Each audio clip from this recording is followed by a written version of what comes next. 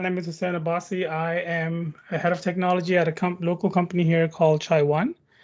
Um, I've been doing mostly a lot of mobile work, so I'm mostly a mobile developer, but I have been playing with backends because a lot of times when I'm working on a front end, I find myself needing a backend that doesn't exist, and I haven't done backend in a very long time. So I started doing a little bit of backend work. I started with TypeScript, built some APIs in TypeScript, and built some in, of course, ASP.NET Core or .NET Core, sorry. Then I built some in Java. I'm actually working on Java 1 right now.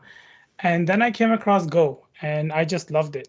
It was much lighter, very fast. It's much performant, and I've talked about it before. But in performance-wise, it's more performant than your JavaScript stack. So it's better than your Node.js, for instance, in performance. But it's not as good as Rust just yet. But one of the main strengths it has is the dev experience, and we'll see that in a second. So today, thank you again for having me. I know that the topic says deploy your Go on Azure, but if we were in a room, I would ask, show of hands, how many people have actually heard of Golang or actually done any work in Golang, and get responses. But since we are not in person and we are virtual, feel free to raise your hand, and then Veronica or Jason can tell me like the tally of how many people have actually dabbled in that Go or not. But my assumption is not a lot. So I have an hour. What I would like to do is in the first half of this, I just want to introduce you to the language, what it is. And the second half, we'll talk about the actual API that I built, and then we'll deploy it to Azure Function, and then we will take Q&A at the end. And I have a little surprise for you at the end. Hopefully, you'll be able to do that. So let me get started. Like I mentioned, I work for a company called ChaiOne. It's a digital consulting company, so we do a lot of consultation for Fortune 500 companies. We do mostly, or not mostly, we do anything industrial and startups and oil and gas and energy. And we have a big play in energy transition right now that is going on. So these are some of the logos that we've been working with. Our strategy is we don't just go in and get requirements and build. We have a very mature experience group that does the user research and works from bottom up to match the top-down approach, and then we design solutions that actually work in the field and get adopted. So we do a lot of strategy work, research. Our PhD group does all the research, design, and then we have development. Of course, then we have the data science piece to help you go see after that. We are hiring. So if you are someone who is a .NET, JavaScript, stack, project manager, data scientist, user research, if you are in any of those domains and would like to, tickle your fancy or like change, think of change, reach out to me and we can talk afterwards. That's enough about me and ChaiOne. Let's get into it. So I will not go through the whole stack. I just wanted to have it here, but I will go through some of the basics so we all know what this language is. So when we actually look at the code, it will make a lot of sense. So what is Golang? Or I should say Go, not Golang. So it's an open source programming language. It was founded in 2009, I think. I should know, but I believe it's 2009. And let me give you guys a full screen version because you guys have been seeing the non-full screen version. So it was built by the founders of the C language and B language as well. And the founders of the language want this to be a super simple, no nonsense, slim language that just works, because they were working a lot with the existing languages for the backend, and then they realized that they needed something better. So it's backed by Google. The team that built it and is working on it is in Google, is Google team as well. So what's the idea behind it? Well, it's a general purpose language, so it can be used to build all sorts of applications. It is compiled into your native code. So when we compile it on Windows, x86, ARM, WASM, it compiles to a machine code, and then you can run it right on that platform. And it has a very lightweight syntax. So who's using it? the big names that you see here. Docker actually is built in Go. So if you guys are working in Docker, you know it's built in Golang as well, and CockroachDB as well. So anyway, like I mentioned, it's cross-compile. So we take the code, and then based on how we compile it, it will give us that exe if we are on Windows, or without the extension if we are on ARM, for instance. What is it good for? Web development, not the front end. I wouldn't go out and replace your JavaScript with your Go just for a front end just yet. But for your APIs and all the stack behind that, it's great for that. Cloud and network services, so DevOps, a lot of the DevOps workload is, or it's great for handling that kind of workload. Developing SREs, right, and command line. So it's also good if you are building command line applications like tools, utilities, whatever. It's great for that as well. We'll focus on the web part today, though. So really quickly, what are the basics? It has the primitive types that like you would expect it to have. It has ints 8, 16, 32, signed and unsigned, and only signed 64. It has float, boolean, string, byte, etc. One of the simplicity or the whole idea around keeping the syntax lightweight is that it doesn't have a ton of data structures out of the box available to us. So it has arrays and slices. Slices are a projection of an array. We'll take a look at that. It has a map, so it's key value pair dictionary. It has a struct, so it doesn't have it's not an object oriented based language. So it doesn't have object and inheritance and all that stuff, and we'll talk about that as well. But it does have struct. Struct is your type, so you can create all your types in struct, right? And then it has the interface, which is a very powerful type as well that you can use to have behaviors defined for your types in Go, but also it could be used for a variety of open-ended return types, for instance. So logic control, it has if, like you would expect it to have.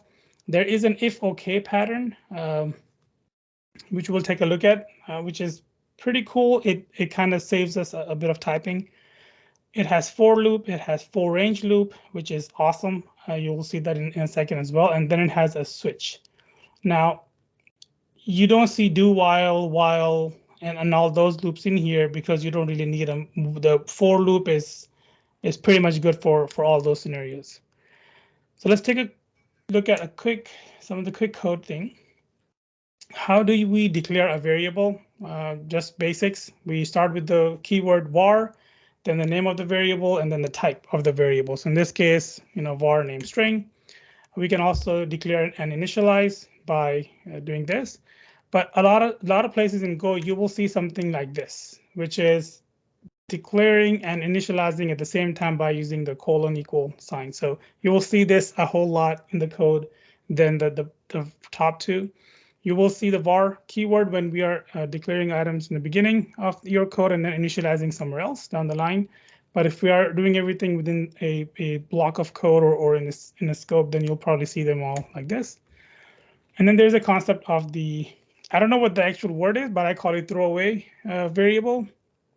So imagine if you have a function that returns two different types, which we can do in Go, but you don't really care about one type. For instance, if you are looping over a range, you don't really care about the index, you only care about the value, but you need to collect the index in some cases. So you can collect it, but since you're not going to use it, you can just put a underscore, and all it will do is it will accept the value, but it won't give it, you won't be able to access it, right? So it'll just be there, but it will just get thrown away.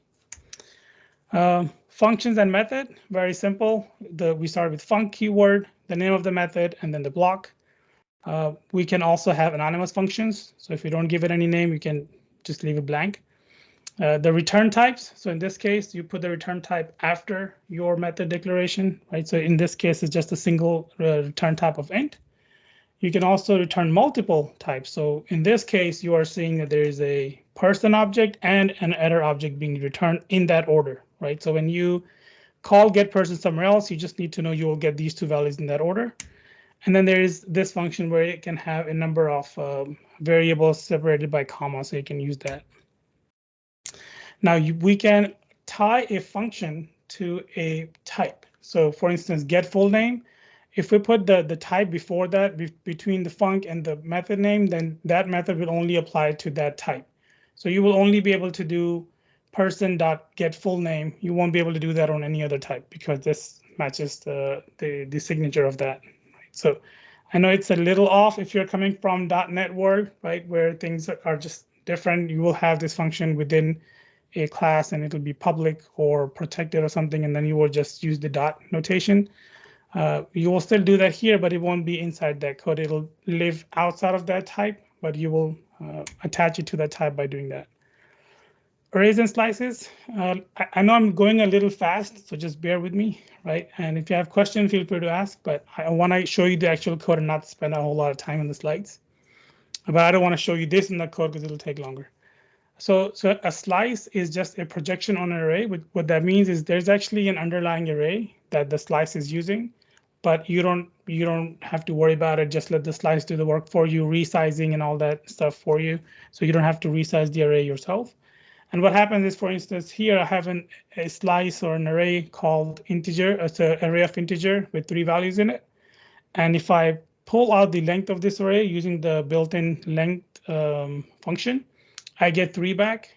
And if I wanted to turn this slice into an array, all I have to do is just give it size in the brackets, in the square brackets, right?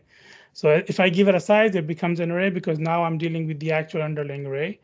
And if I do that, you can see that I gave it a size of 5, but I only gave it 3 values.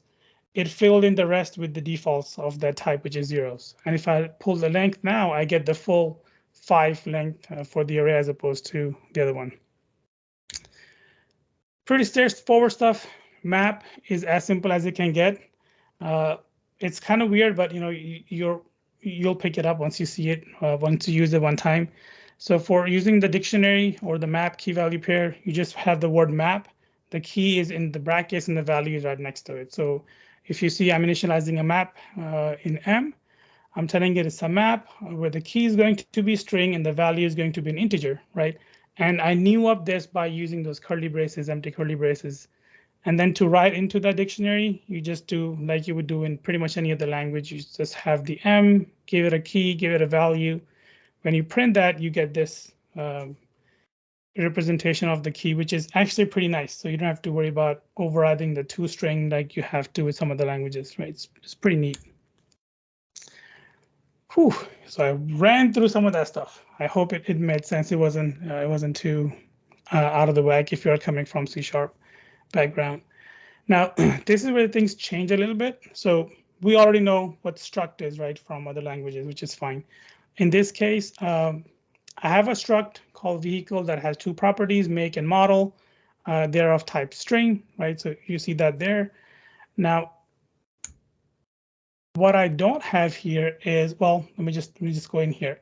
One nice thing about keeping it simple is that I can actually have nested structs. So you can see here, I added a category for that vehicle within that struct, and I just nested it in there. So now category is of type struct. That has its own property called code, which is of type integer. And there is a concept of, so there's a built-in support for JSON in the library or in the language.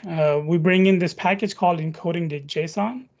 And if we're using this type for any serialization or deserialization with JSON, we kind of just give it what this is called a tag. We just put a tag in front of the type by calling it JSON and then what the name needs to be in JSON.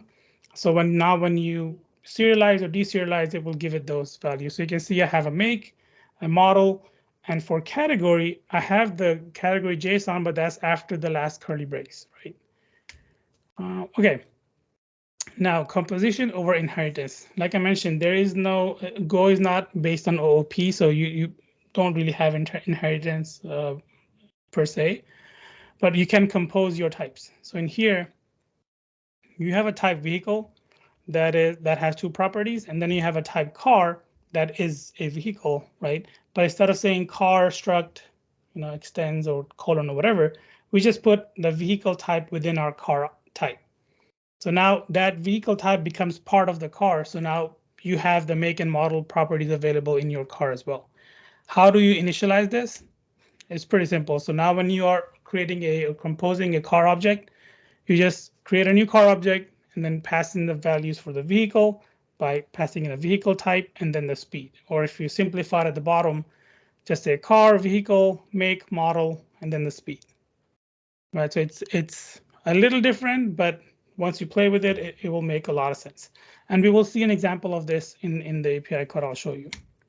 Now, interface. So interface defines a behavior for your code, right? So in this case, when we use interface, the way for us to have a type implement an interface is just mimic that behavior.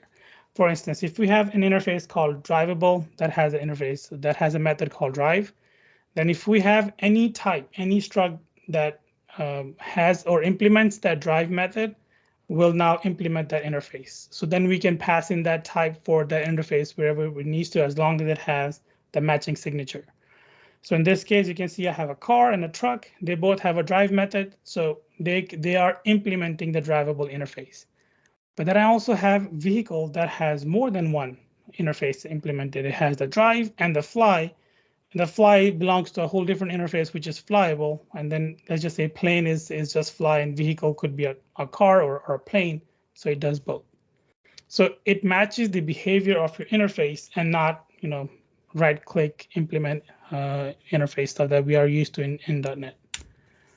How does it look like? A better example of that is, think of a shape. So if shape was an interface that had an area, but then you wanted to get the area for a circle and an area for a square. Now, how you compute those is completely different, but you can pass the area or you can pass the circle or a square into a method that expects the shape interface, and it will just be able to get the value for you. So you can see the bottom half shows you how it's done. We are passing in a circle with a radius and a square with an X and Y, and passing it into a method that is print area that takes in a shape. And because circle and square also have an area method that is calculating the area, they are able to pass into that shape interface, right? So it's it seems a bit off, but once you work in it, it'll make a lot of sense. And if you're coming from other languages, it'll probably be easier for you as well. There is such a thing as empty interface. Empty interface, if you're coming from JavaScript world, it's like any. So you can return an empty interface, which means expect anything to come back from here, and it'll still work. Next is just an example of what I was showing you, right? So here you can see, actually, let me show you the next one. Here, let's say I have a car that has a drive method, and I'm saying that car is driving. Then I have a vehicle that has a drive and fly. That this says the vehicle is driving or flying. And if I have a method that said I expect a drivable interface, and then I'm just going to call the drive method on the interface, and you pass in a car and pass that car into the start driving, you will get the result as you would expect. And same for flying, right? So pretty straightforward, nothing too crazy. Now, I'll run through these as well. Any if, there is no parentheses, no semicolons that you may have noticed, but the parentheses are, the curly braces are required. So you cannot have a single line if without that. You have to have curly brace. So, you win some, you lose some, whatever. I did mention earlier, where you can do things like get multiple return values. What if can do, you can actually have multiple statements on a single line. But these are scoped. What do I mean by this? So you can do something like if val, initialize the val object or val variable with whatever comes back from foo method. And then right away, semicolon check if val is null or not. And if it is nil, then, don't do anything. If it's not nil, then go ahead and print it. Now this val actually is scoped to this if. So if you try to use val after the if block, you probably won't get to it. So this makes sure that if you are initializing any variable in the if, it stays scoped to the if block, which is pretty neat, easier to read. If okay, that's the pattern I mentioned earlier. How does that help? So imagine you have a foo method that returns an actual value and an error. And what you want to do is you only want to move on if the error was not nil.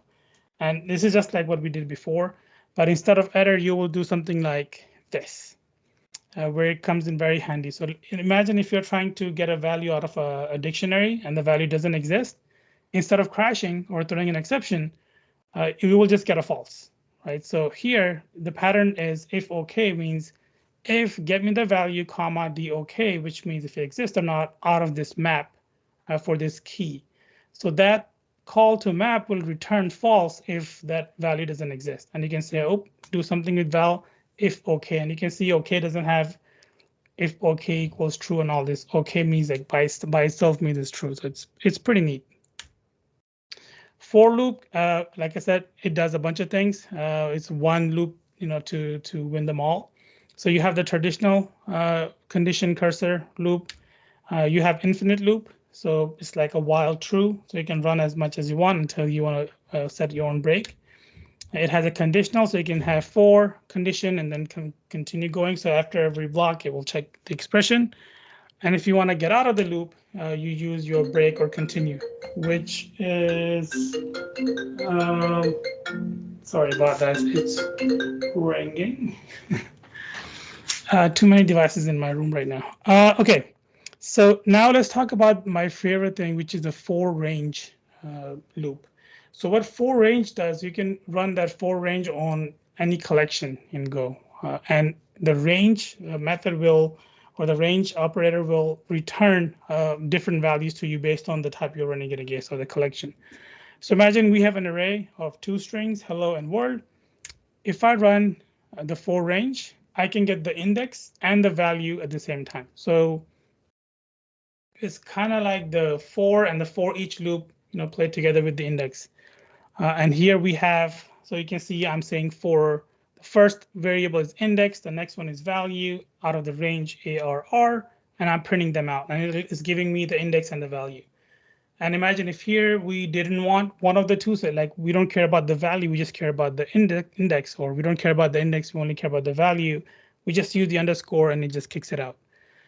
Same thing goes for a map, right? When we run the range on a map, we get the key and a value at the same time, right? So which is awesome. We can check for values, we can check for keys at the same time. So for range is very powerful. I mean, I love it. I use it for wherever I need to check for one of the other two. Switch. So switch has a little, I don't know if it's neat trick or it's not, but so switch, just like any other language, works here, but switch in Go actually can do expression evaluation as a case instead of only looking for constants or something like this. So in this case, you can see, let's just say I have a state, a switch on a state for a task. If it's new, I just say it's created. If it's resolved or complete, I just say it's resolved, because if you are coming from your Scrum background and every time you resolve it, you want it to automatically close, it's the same thing.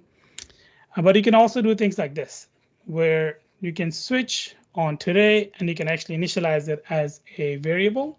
And then you can, like I mentioned, do evaluation expressions within your case, which is pretty awesome, right? It's pretty strong. Now, there is one more thing in switch that you should know, which is, again, kind of crazy. But as the control goes through switch, right, it goes through each case one by one. But imagine if you were on a case for, in this case, let's just say if the state is new, it'll come to task created and then it'll jump out. We can do break, we don't have to, but it'll jump out of the switch statement and it'll move on. If the task was resolved, it'll say resolve and move on. But there is a thing called fall through. If we use fall through in a switch statement, then the control will fall through to the next case without checking the expression. So in this case, for example, if the state was resolved, it will print the result. It'll say task resolved, and then it will see, oh, you want me to fall through? Fine. It will just it will jump in next to, or jump into the next case straight into the task closed print statement. It will not evaluate the case at that point. Where is it useful? I'm sure there are ways where if we have a reason to jump through cases and touch all of them, if there's a case, we can use that. But this is the best. This is one of the things I could think of. Like maybe you want to resolve and close at the same time. I don't know, but it's pretty cool. Moving on quickly to the structure itself. So Go structures its code in packages. Everything inside a package is scoped to that package. So there is no private, public, internal keywords or accessors. Everything that is inside a package is available to that whole package. Now, there is a difference between exported and unexported, right? So, for example, what we saw earlier, if the name of the variable or a method starts with a capital, then it's considered to export out of package.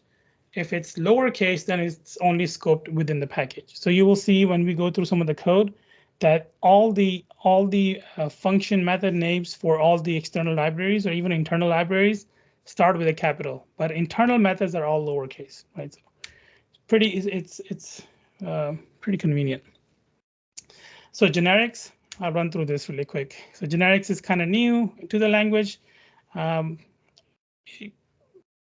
don't want to spend a lot of time on there, but for generic, you can see we can add so you can see if we have an add function, and if you are familiar with the generics in .NET, for instance, you can pass in the values. In this case, I'm saying that the integer and float, they're both types that I want you to run this operation on. And then I can call it with or without the type, and it will know how to handle that. If I have more than one, I can create an interface out of all the types I want for a single generic. In this case, I have a generic called number that has integer, float 32, and float 64.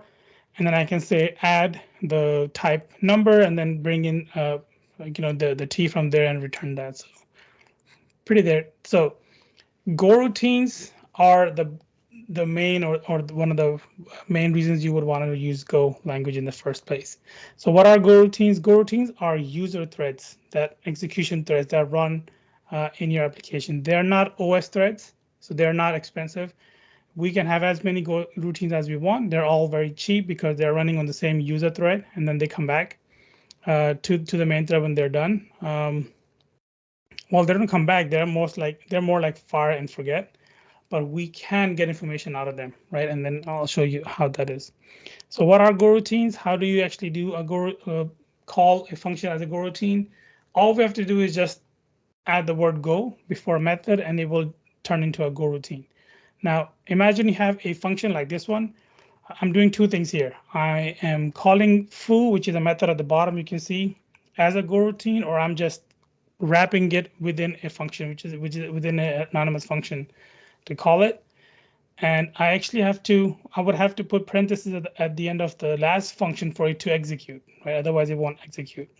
But what happens is with Go, if you have a method that has more than one goroutine, as soon as the first goroutine is done, the method will jump out of it, right? So if you had more, then you probably won't get the results back, or you won't get those goroutines completed in that scenario. So if you want, or if your code needs to wait for all those goroutines to finish, then we can use something called a wait group. It's kind of like async await in .NET, but in here we control how many wait groups we should be waiting for.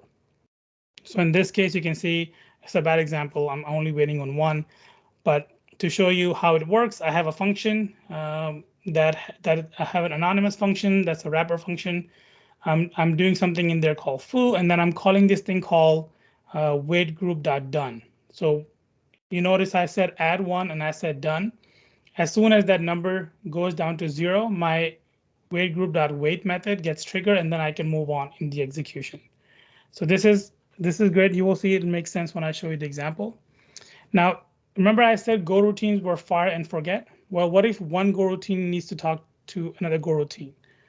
They can do that by using channels, right? So channels are either single channel or buffer channel. The way they work is you declare a channel using the make built-in make function. Here we are saying make me a channel, or make me a type. Make me a channel of type integer, because channel can only be singly typed. So you cannot have a channel that can take more than one type in it. And then if I want to send anything into that channel, I just use that arrow dash, so the arrow into the channel. And of course, if I want to take something out of the channel, I don't switch the arrow as you would imagine, because everything that gets the value should be on the left. But in this case, I put the C, and you can see when I'm reading from the channel, the arrow is coming out of the channel, and the value, whatever value I sent, which is 1, goes into I in this particular case, right? So again, the reason I'm running through this is because I want to show you the actual code. This is an example. one of the examples of using a channel in my main function, I initialize a channel, and then I start a goroutine, and I pass this channel into that goroutine. And then inside that goroutine, I'm passing in the value 10 to that channel. And then outside back in my main function, I'm waiting for a value. As soon as that value gets sent to the channel, I get the value out and I print that value onto the screen or whatever I'm doing. Now, like I mentioned, channels are only single type. So I can send information from one goroutine to the other using channels. It's pretty fun. Now there is a whole, so the reason I call goroutines and channels advanced functions because we can shoot ourselves in the foot with channels if we're not doing them right, or we can write a lot of blocking code where we may have a we may have a listener or receiver waiting on a channel, and then a sender that never sends the information. So now you have a blocking code. But we also we may have a receiver that sends more than one data to the channel, and the channel may panic and the app will crash. Then we have to buffer. When we buffer, then we can send as many as we want, and then receivers will. So it's a very powerful topic, right? And I encourage you to look into that for when you get to working on goroutines and channels. I'll just breeze through this. I also worked on making this work in the browser. So I built a Fibonacci sequence or calculation calculator to run in the browser. And I was able to do that by setting my operating system for my main Go to JavaScript and then my architecture to WASM. And this is how it looks like. So I have a file, main.go, pretty simple. I have a library called syscall/js to communicate with JavaScript. And there I map my JavaScript functions to my Go functions by name. And then when I compile it or cross-compile it into WASM, then I get a file called main.wat that I can then load into my browser and read it using that wasm exec.js file. And then my WASM code, my Go code runs directly in the browser without having to make any server call. This is just how it works. You can take a look at it later. You can see it's just getting the value from Go, from the browser, from whatever the UI is. And this is how it looked.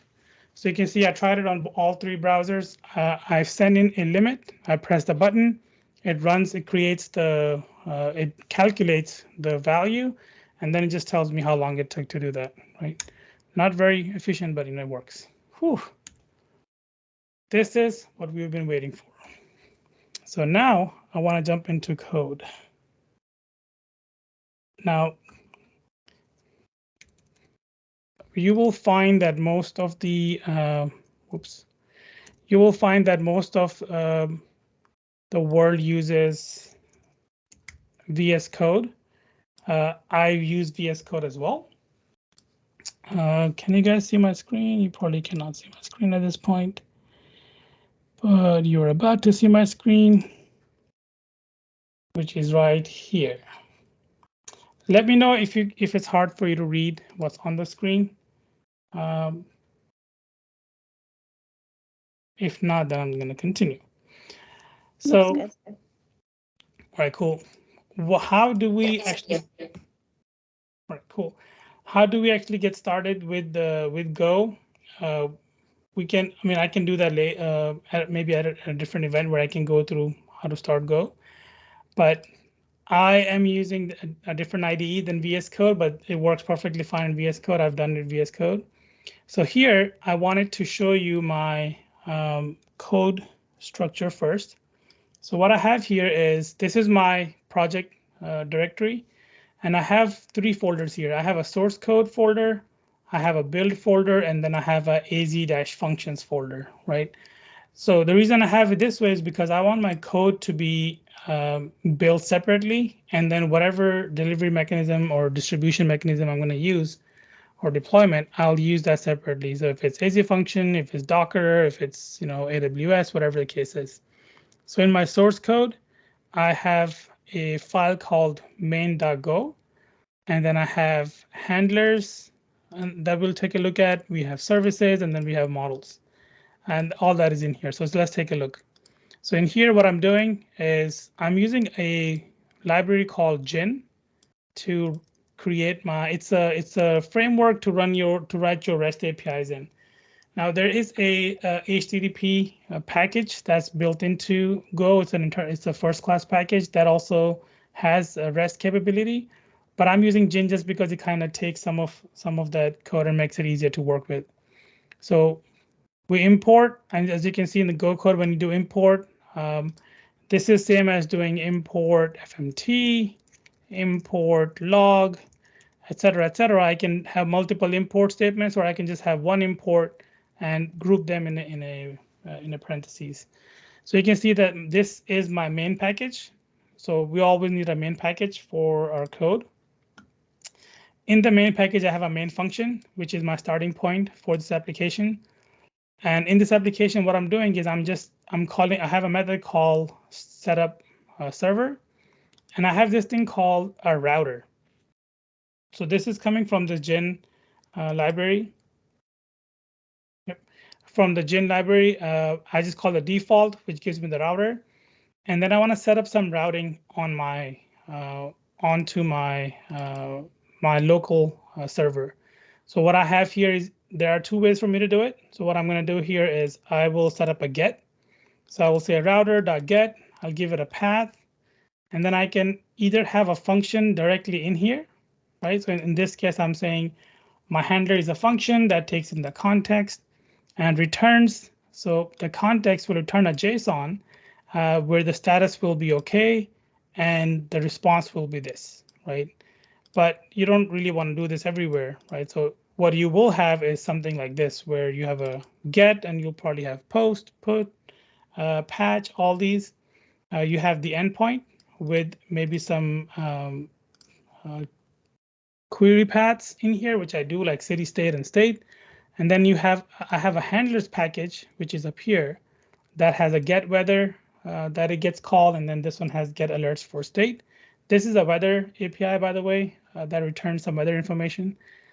And when I set up my routes, right, next thing I do is I say router.run, and I get the port. So in this case, because I'm deploying to Azure Function, I'm just looking up my local environment to see if I have this variable set. And you can see I'm using the if val OK. If OK exists, I'm going to go ahead and return that. Right? I'm going to return that port. Otherwise, if this doesn't exist, which means either I am not in Azure or I am not anywhere else, I may have more here to see if I'm in AWS or whatever else. But here I'm only checking for function. And if not, then just go ahead and start it on 8080, right? So to run that, I can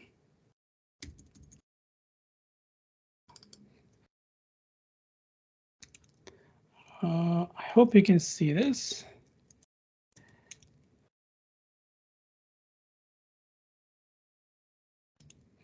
Can you guys see this? Read it pretty easily, or?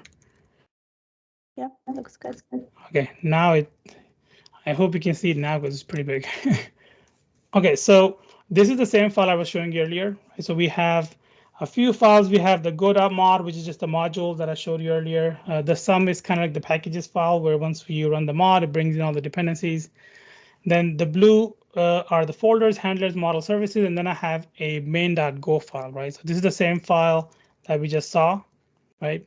You can see I'm using this because you don't have to have an IDE, right? You can just use your terminal. And all I'm going to say is go build and main.go. So when I run this, right, and now if I open up this folder, you can see that there is a main file that's in red that just got created or generated because I run the go command, which is how it compiled that code for me. And because I'm on a Mac, it ran it for ARM, or in this case, I don't know what will it be. And if I want to run it, all I have to do is say go run main.go. And you can see now my server is running and it's telling me that it's running. And these are the three endpoints. I have the /API, /weather, and all that. So what I can do is in here, I can say, actually, let's switch to a browser. So I will go to localhost 8080 and I'll just say API. And you can see this is what the /API returns. And if I say I want to see alerts for my state, for instance, you see I get the response. I get the whatever the object is, and we'll take a look at this. So I get 19 count, and then these are all the weather alerts coming back for my state. And it's running locally, as you can see. So I can come in here and it'll tell you that these two were called, and all the time that it took 430 some milliseconds, right? So pretty straightforward. We run it, and it gets the state and it goes from there. Now, if I look at the source code, I have handlers. For instance, I have the alert handler that we just saw. It takes in a context, right? And then it looks for a parameter called state. So if you remember in here, I said that there will be a query parameter called or a path parameter called state. And that's what it's looking for here. And if it doesn't get it, it returns a bad request. If it gets it, it returns the alerts, right? And what is alerts? I call the alerts or the error, and I'm calling another package called services, and I'm passing in that value in there. And all these packages, if you notice at the top, this is called package handler. This is just me structuring my code, right, in the handlers and services and whatnot. And the alert service, which is here, it has two constants. It has that get alert method. And remember, because I have this one as lowercase, this is not exported, so you can't get to this one. This is the only method that is uppercase, so this is the only one you can get in the service. And I get the URL structured for my code. I call the HTTP response. I don't have to do any, there is no ceremony here, right? I just call, if you notice, I just call HTTP get, pass in the URL, and I get the value back. Here I use something called defer. So when you use a defer, that code gets run at the end of the code block. So this is really used. So if you're about to, if you're reading something or you're opening a socket or a connection and you want to be able to close it and you don't want to forget, you just do it right away. So in this case, as soon as I get a response, that is not bad. I close my function body. And if this gives me an error, I just log it. I don't do anything with it. And then I'm saying, OK, if the status code is not OK, then return the error. Otherwise, return the body and the error will be nil, right? So, and then I just do some serializing and deserializing. So in this case, remember I talked about keeping it simple, keeping it very lightweight. I have an alert response DTO or DAO or whatever you want to call it. But this is a response object that's coming back from the response, from the HTTP call.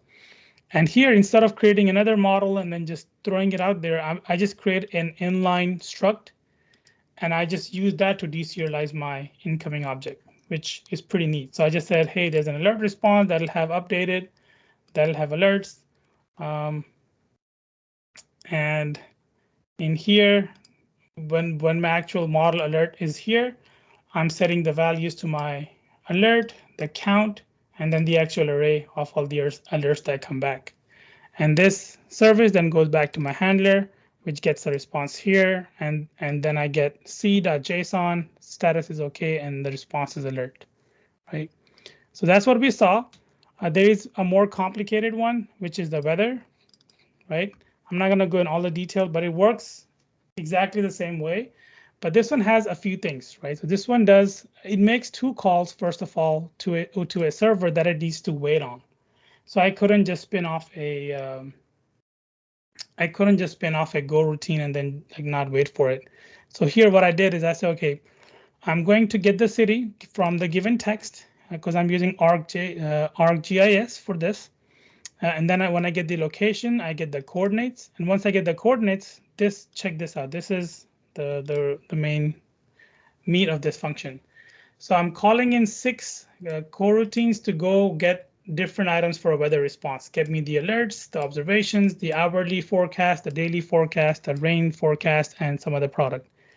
And then I tell this wait group to wait for all of them to finish. And when they're finished, return my response object. And in Go, everything gets passed by value. There is no passing by reference. but you can pass in the address, right? So you can pass in the pointer. So if you notice, I have my weather object initialized up here in line 38, and I'm just passing in the address to all of these goroutines, because goroutines don't return value. And inside my goroutine, they are just making calls to different services. They're getting the response set, and they're just saying, OK, I'm done. So every time a goroutine says I'm done, this wait group count goes down to 0. When it goes down to 0, it returns. So this is like, the bunch of code here. This is all in GitHub, so you can see it. When this one runs, how does this work? Let's take a look. So I'm going to go ahead and run it again. All right, so it's running. And then we go to the browser, and instead of pulling for alerts, we pull for weather, and we say Boston. Or not. I think it's running. Let's try Katie. No, it's not running. Oh, it is not running because if I look at the code, I should get a 400 back. Because I'm using the ArcGIS map API, which I don't have it configured in my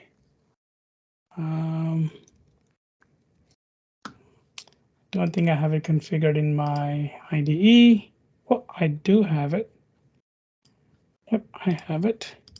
So let's see what does the 400. Yeah, it says unauthorized. API key for service not found. Let's take a look. Oh, sorry. I'm going to run it through my IDE because my IDE knows about it and not CLI. OK, so now let's go here and run it again. We go to localhost, weather, and let's just say Boston. And it still didn't do it. Why? Oh, sorry. I have to stop this one first. Let's start this again. There you go. Now it's running on port 8080. So now if I go and run to Boston, if I run it, there you go. So what I get back is I get the update ID, all these values, and you can see I get the hourly forecast, I get the daily forecast, the rain chances, and all this good stuff. Now, what you probably notice is something that is here. Let me actually see. Localhost alerts. Let's see. You guys don't have any alerts, so I'm just gonna say Texas. So you see what happens. This object that's getting back has a property called updated. Then it has a property called count. Then it has a property that's an alerts array, and that is here.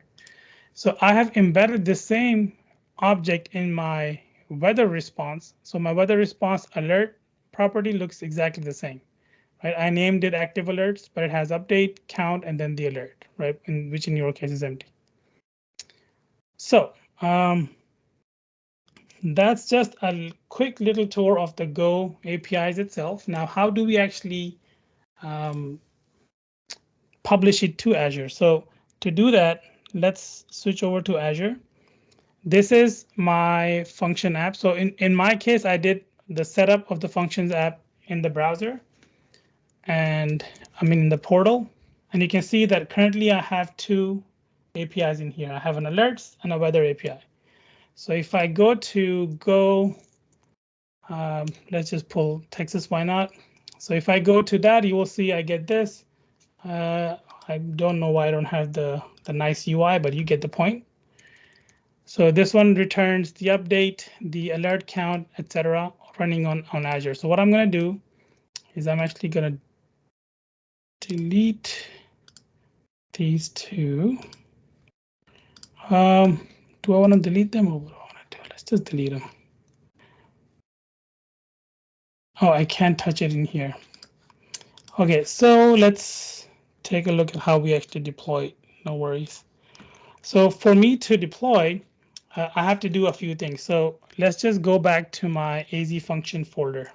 So in my AZ function folder, as you would imagine, for those of you who are, this is the Azure group, so I'm sure you guys are familiar with how we deploy to Azure function. Normally, we have the function bindings, right? So we have a function called alerts, and we pass in a state. Then we have a function called weather. We pass in the city state. These are all HTTP triggers. And then I have the host.json, and I made a few changes here. So first of all, I said that my execution path is going to be something called API. So whatever my executable is going to be named API. And I removed my route prefix. Right? Normally out of the box, you get /API as the route prefix. I removed that because I don't want that. And this is where my function configuration live in this folder called AZFunc. And if we look at that folder right now, we will see that it has just a few files, right? It has alerts folder, make file, and all these things. So what I'm going to do is we will go into, we will go back into the source folder where we have this, and I'm going to make some changes. So I'm going to say make my, so now I'm going to cross compile this build for Linux to run on my function. So I'm going to say make my Go OS to be Linux and make my architecture to be AMD64. Then I'm going to say go build main.go and output into az.functions. Actually, I have to say where it needs to go. And then the output is going to be, I'm going to call it API. So, or is it the other way? Go build.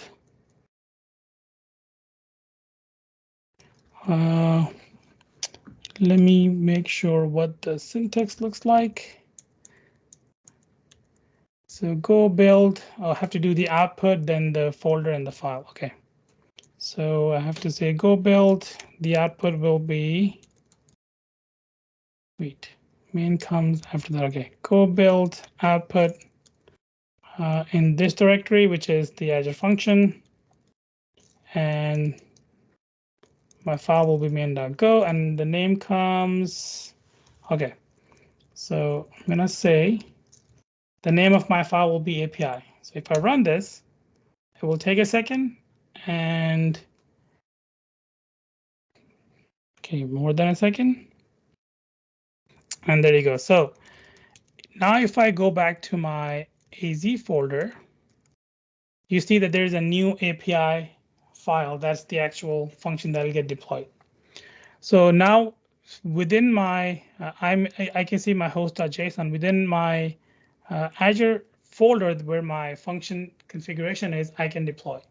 But before I do that, let me finish up with this really fast. So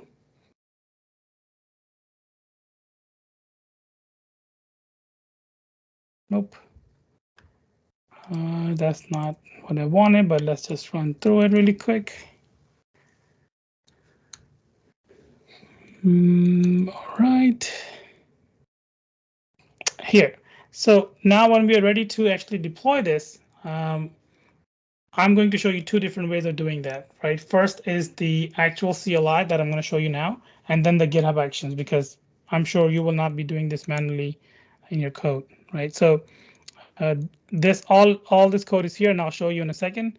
But this is the main function that we will call, right? So if I go back in here, if I say func Azure function app, and then the name of the app was Go WXP API. Sorry, I have to say publish the app name, and then because okay, so if you know Azure Functions needs the runtime. So if it's .NET, if it's Linux, what it is, if it's Python, whatever language it is, and in our case, it's custom because currently on Azure, Go and Rust fall under custom. So when I run this, it should connect to my, I don't know if I'm logged in to this. It may scream that I'm not. But I am logged in, which is great. So you see it's deploying to my function, to the portal, and it's going to sync both my alerts and weather, and there you go. So now if I go back to my portal, I hit refresh, they should still be there, and they still are. So if I run this now, it sometimes says service, okay, there you go. So it's still running, right? It normally takes a minute or two for it to finish deployment, but in this case, it actually went right away, which is pretty good. Let's run it one more time. Just to make sure it's not cached, we will run a different one. There you go. So it's working, right? But how can we do this with GitHub Actions? So in GitHub Actions, the directory that I'll share with you at the end, where you can see all this code that you are seeing right now is on GitHub, of course, so you can play with it yourself.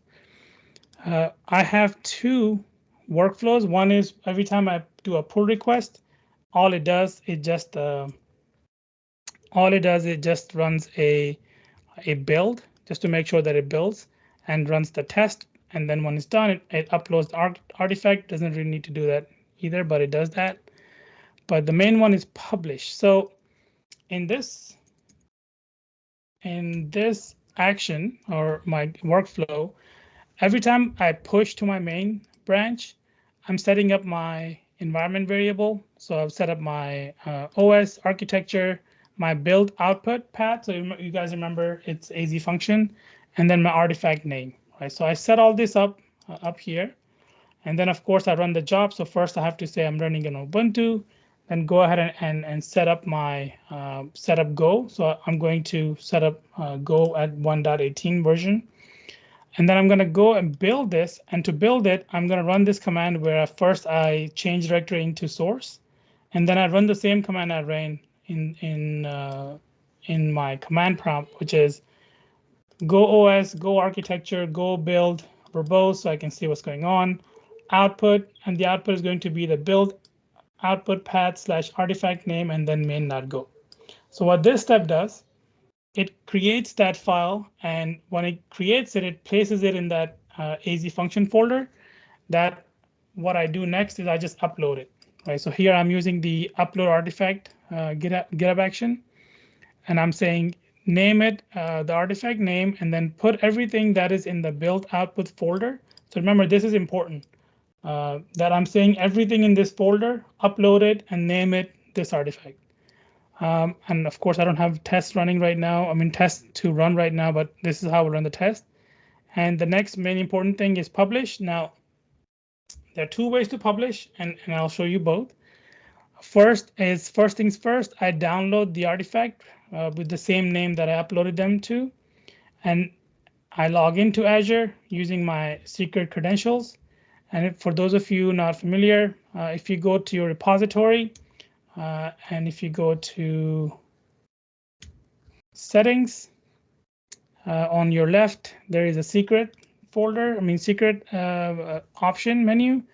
And if you go to actions, this is where you can put your secrets for your GitHub Actions. And I have a few. I have the function name, I have the publish profile, and the Azure credentials. Going back to code, I log in using those two things.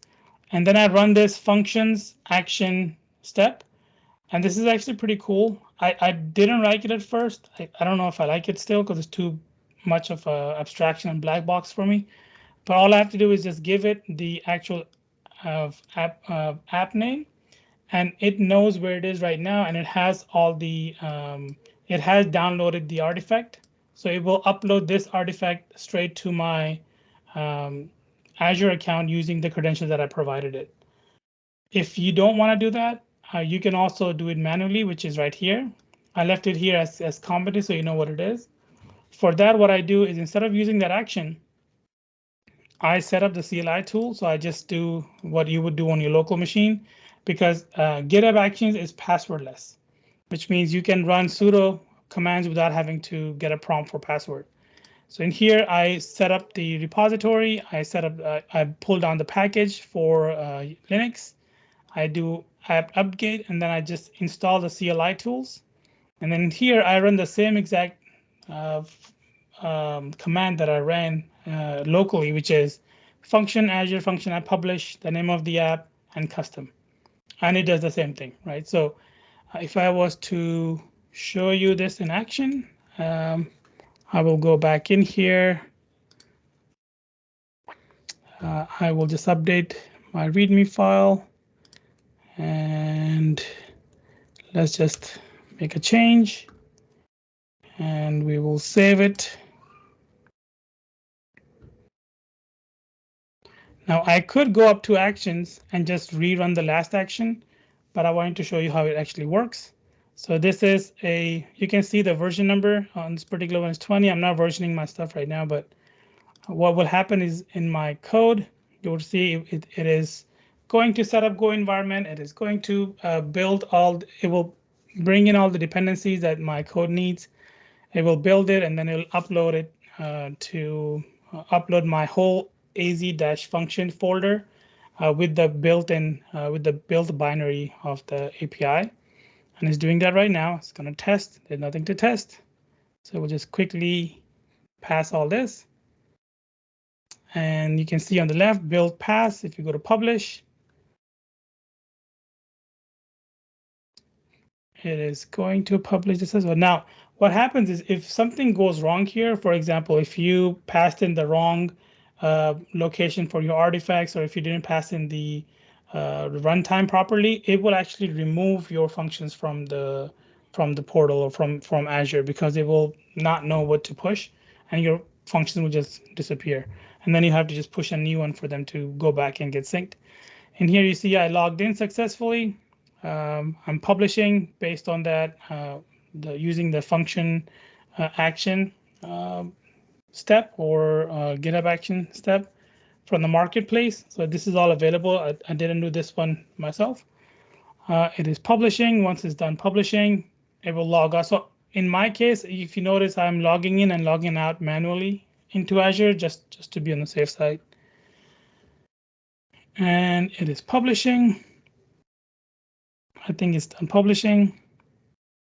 And now if I go back to my portal and I do refresh, you can see my functions are here. And if I run them, let's run them from Texas because we have some here. And there you go. Right. So in here, if you come in here and don't know exactly where to go and see all the latest deployments that just happened on this. Anyone on the call, if you can tell me really quick, fine. If not, then it's okay. But we can look at that to see all the deployment that just happened on this particular one. I don't see any. Maybe activity log. Yeah, oh, there you go. Okay. Yeah, there you go. You can see that 8 minutes ago, it synced successfully, right? 8 minutes, 13 minutes. And it tells you which subscription I was using and who did it. So this is all my company profile. So it's all coming in here, right? So that is pretty much it. Now I do want to finish up.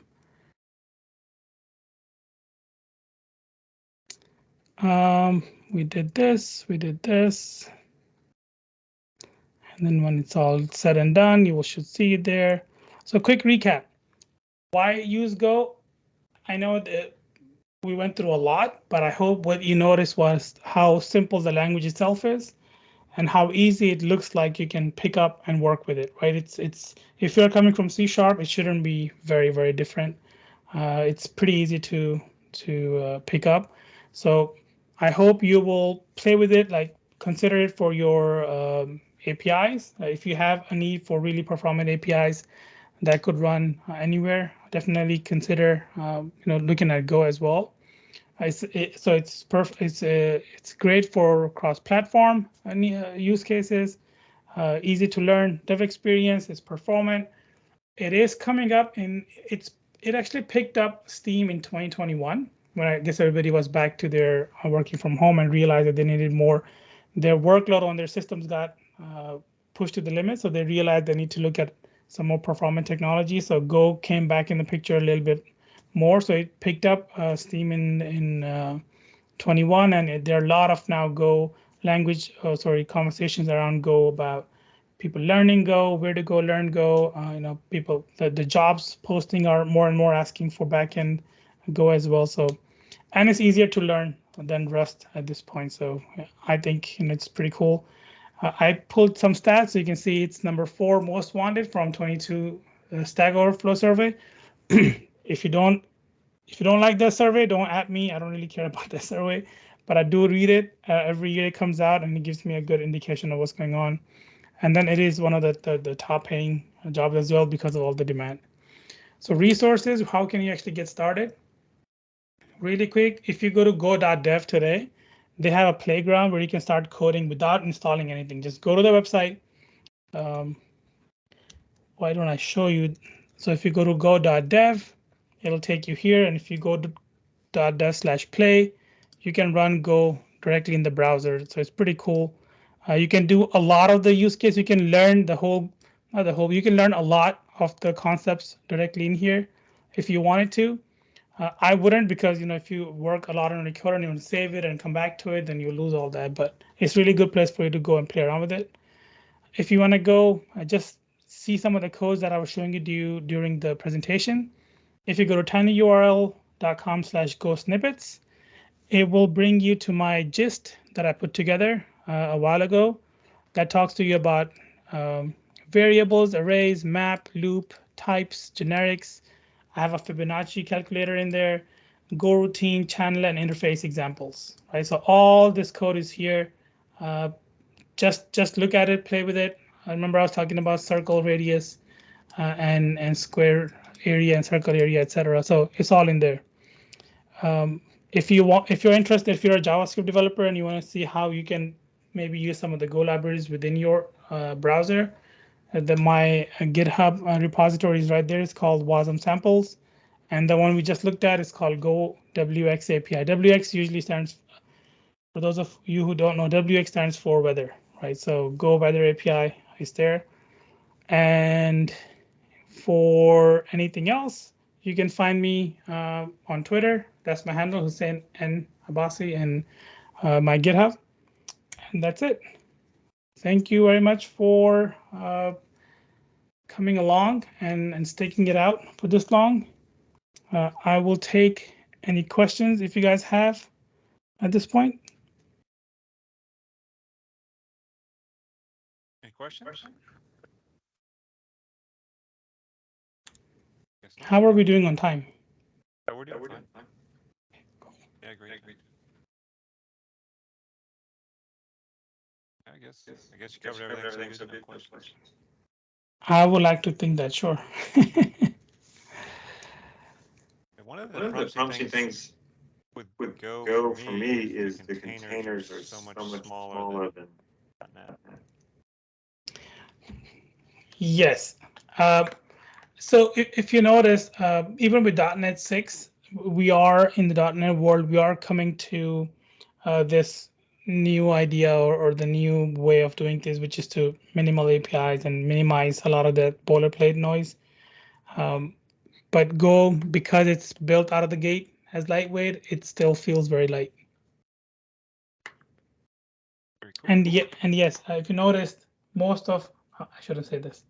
A lot of Azure nowadays runs on Linux, so I think we are in good hands. We are not tied into an ecosystem at this point. If no other questions, I